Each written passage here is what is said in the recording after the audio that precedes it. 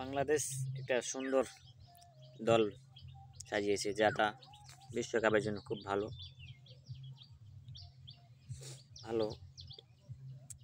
বিশ্বকাপের জন্য খুব ভালো দল স্কোয়াড দিচ্ছে আমাদের বিসিবি। খুব সিদ্ধান্ত নিয়েই তারপর স্কোয়াডটা সাজিয়েছে। যাক, আমরা খুব খুশি, যাই স্কোয়াড যেই হোক না কেন, আমরা ভালো খেলার প্রত্যাশায় আমেরিকাতে যাব এবং যতটুকু পারি সামর্থ্য অনুযায়ী খেলার চেষ্টা করবে।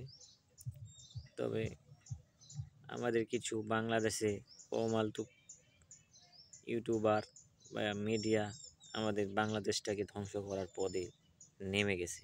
কারণ মনে হয় মিডিয়া আর ইউটিউবাররাই ক্রিকেট খেলে, আর ক্রিকেটের খেলা বুঝি ভিডিও তৈরি করার জন্য মাঠে নামে।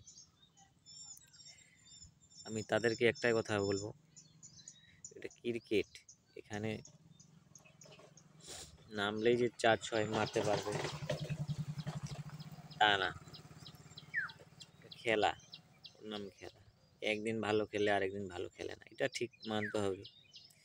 সময় লাগবে, কিন্তু আমাদের ধারাবাহিক ব্যাটিং নাই, বিগ হিটার নাই, কি জন্য আমরা বিশ্বকাপের জন্য অন্য ছেলে কোথায় পাবে? তাই জন্য বলি বাংলাদেশে কোনো বিগ হিটার নাই। তাই আমরা যেই দল পাঠিয়েছি এতে আমরা সান্ত্বনামূলক যে বিশ্বে আমরা খেলতেছি, জাস্ট এটাই। আসলে বাংলাদেশের ক্রিকেট টিমের জন্য আমাদেরকে আজ বাংলাদেশটাকে চিনে, তাই ক্রিকেট টিমকেই আমরা সাপোর্ট করবো যতদিন আছি। এবং লাভ ইউ বাংলাদেশ, ভালো খেলুক, ভালোভাবে যাক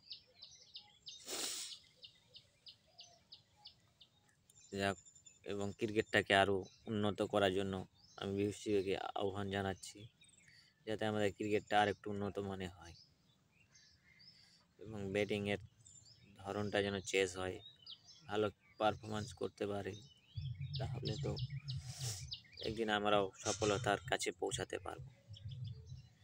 আমরা সফলতার চেয়ে বিফলতা হওয়ার কারণ হচ্ছে আমাদের ব্যাটিং বোলিং খুব একটা ভালো মেনটেন না, এই জন্য আমরা বিফলতার হার বেশি পাই।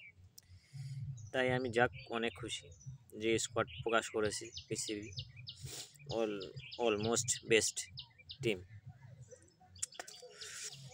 হারি জিতি বাংলাদেশকেই আমরা শেষে খুঁজি।